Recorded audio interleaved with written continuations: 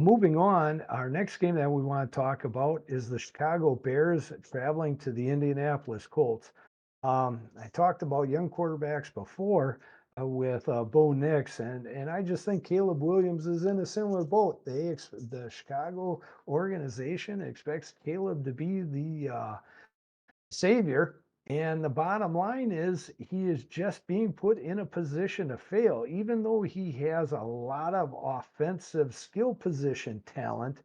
His offensive line, as proven last week, is just horrendous. And the poor young man, you either give him the ability to change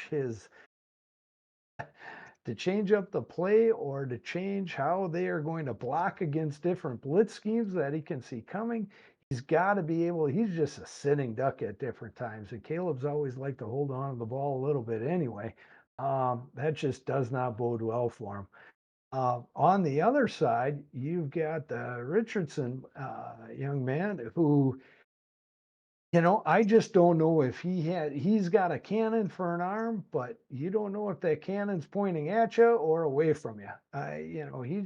He turns the ball over way too much and is just another young man that could use some time sitting behind quality veteran leadership and learning. I thought maybe when he was injured last year, he could learn a little bit from Gardner Minshew.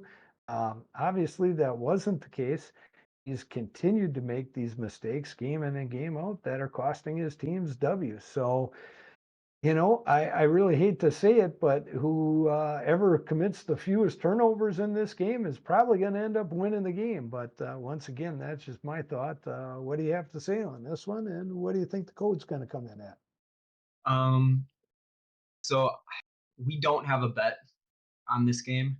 I would lean Bears, and the biggest reason for that is the Colts have one of, if not the worst rush defense, especially with their front. You saw it a lot with the Packers last week. Um, I definitely think if I'm the Bears, this is a heavy dose of Swift. Um, and I think they can, if they can do that, they can control the clock, they can move the ball. Um, we'll see if I haven't seen anything about Keenan yet, um, if he's going to give it a go or not. But we do have a slight lean, no play, like I mentioned. Just looking at where the line is moved, you've seen some Bears money come in early, moving from about 1.5, 2 down to about 1, as well as a little bit of over money. The line is ticked up. I mean, in this one, I've never been big on Richardson. I wasn't big on him at Florida. Wasn't big on him last year before he got hurt. Not big on him now. I have not seen anything to change my opinion on him necessarily that he can win big games in the NFL. So I think that's an advantage. Chicago at quarterback, I would take Caleb over Anthony Richardson, even with the portal lines.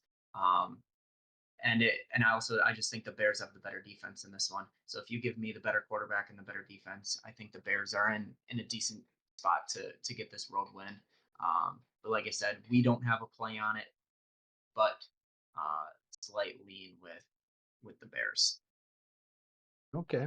Well, I'd have to agree with you, and I still think it's going to come down to which quarterback turns the ball over the least, Yeah. because both are capable of putting the ball on the ground or throwing it to the other team 2 to 4 times in a ball game, and that's just not winning football in the NFL or pretty much at any level. Yeah. But I So would trust the Bears rush defense against Jonathan Taylor more than I trust the Colts rush defense against Swift.